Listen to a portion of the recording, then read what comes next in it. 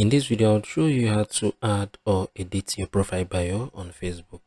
Ensure you subscribe and turn on the notification to this channel for lots of educational guides and content like this. If I head over to my Facebook right now, this is my Facebook, right? I'm gonna click on it, right? So if you click on this, you're gonna see my bio, right? This is the add bio. So if I click on the add bio right now, you're gonna be asked to describe who you are, right?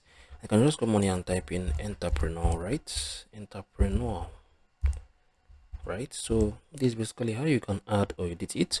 So if you have already had a profile bio, you can come on here and edit it from here, right? You're gonna just click on the save and it's gonna save up, right? So this is, you can see I just basically added my bio, and if you want to edit it, you're gonna click on this, you're gonna edit it, right? So this is how you can do this.